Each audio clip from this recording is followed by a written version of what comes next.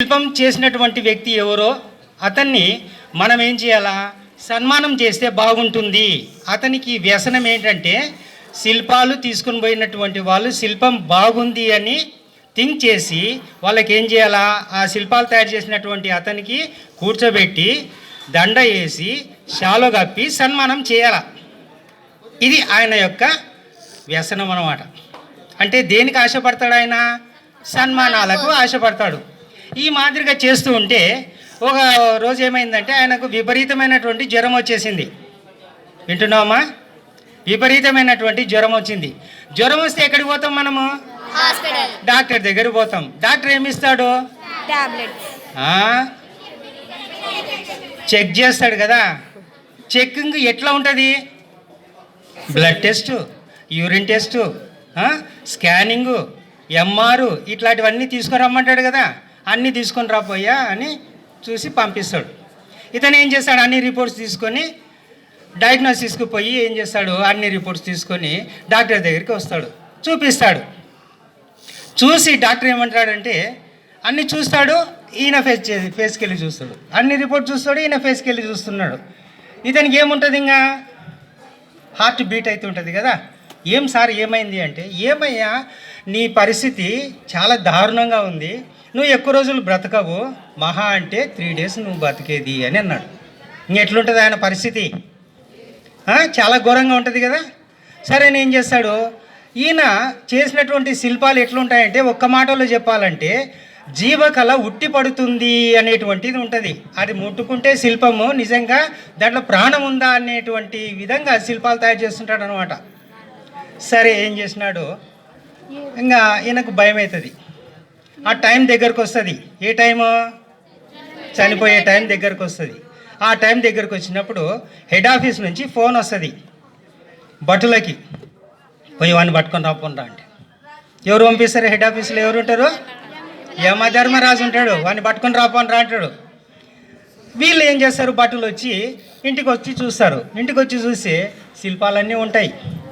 ఒక 4 శిల్పాలు, ఇక్కడ 2 ఇక్కడ 2 ఉంటాయి. మధ్యన పోయి వాడు నిలబడతాడు అనమాట. మధ్యన పోయి వాడు నిలబడతాడు. ఈ 4 శిల్పాలు ఎట్లుంటాయి? తనలాగానే తయారు చేసింటాడు అనమాట. వచ్చి భటులు ఏం చేస్తారు? చూస్తారు. చూసి ఎక్కడ ఉన్నాడో ఈయన పట్టుకుని పోదాము అని అంటే కనపడడం లేదు అని వాళ్ళకి అర్థం కాక ఏం చేస్తారు? మళ్ళీ యమధర్మరాజు దగ్గరికి పోతారు. ఏం రావాన్ని తీసుకొని రాలేదంటే, మహానుభావ ఆడు ఆడుండడం మాకు కనపడలేదు అని అంటాడు. సరే నేను వస్తాను పదండి అని బట్టలను తీసుకొని పోతాడు. ఇంటికి వస్తాడు. ఇంటికి వచ్చి చూస్తాడు. చూస్తే నిజంగా ఇది ఆడుండడో అర్థం కాదు, యమధర్మరాజు కూడా అర్థం కాదు. ఎట్లయినా పెద్దోడు కదా. ఏం చేస్తాడు? చూసి వెనక్కి తిరిగి, శిల్పాలన్నీ ఇటు సైడ్ ఉంటాయి, వెనక్కి తిరిగి ఏం చేస్తాడు?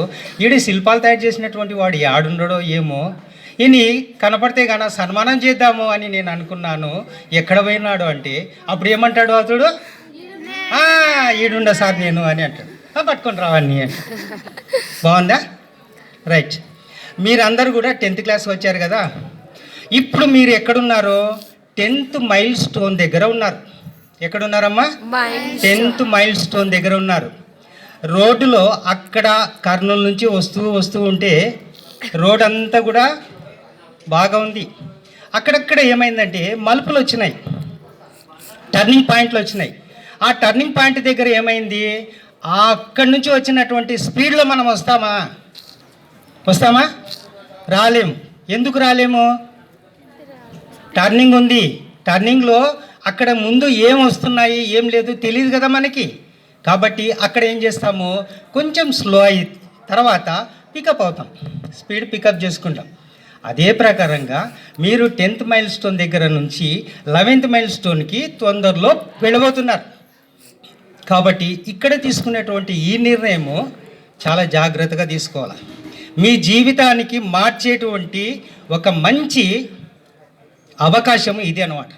మీరు ఏమవుతారో మాకు తెలీదు. నువ్వు ఏం కావాలనుకున్నావు? పెద్దగా అయితే కూర్చొనే చెప్పు నాన్న. Software engineer. నువ్వమ్మా? ఐఏఎస్. Very good. నువ్వు నాన్న?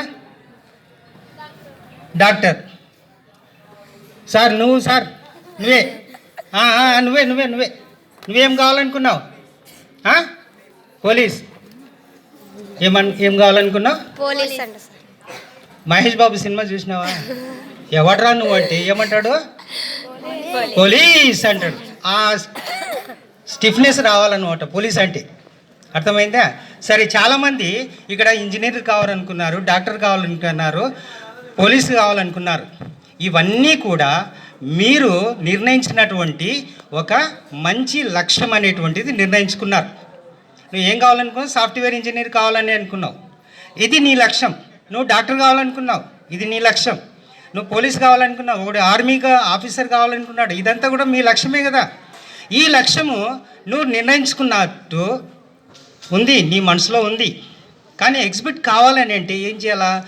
దానికి కావాల్సినటువంటి హార్డ్ వర్క్ చేయాలా. అర్థమైందమ్మా? లక్ష్యము నిర్ణయించుకున్నారు, గోల్ సెట్టింగ్ అంటారు. నీ గోల్ ఉంది, నువ్వు డాక్టర్ కావాలని అనుకున్నావు. నీ గోల్ని నువ్వు సెట్ చేసుకోవాలని, నువ్వు ఆ గోల్ని రీచ్ కావాలంటే నువ్వు ఏం చేయాలా? హార్డ్ వర్క్ అనేటువంటిది చేయాలా. సమయం అనేటువంటి, నేను టైంని గురించి కూడా చెప్తాను, తొందరలో అయిపోగొడతాను. నువ్వు ఏం చేసినావు? గోల్ సెట్టింగ్ చేసుకున్నావు. ఆ గోల్ సెట్టింగ్ చేసుకున్నప్పుడు ఆ గోల్ని రీచ్ కానీకే నువ్వేం చేయాలా? హార్డ్ వర్క్ అనేటువంటిది చేయాలా. హార్డ్ వర్క్ లేకుండా నువ్వు చేస్తే అది సక్సెస్ కాదు.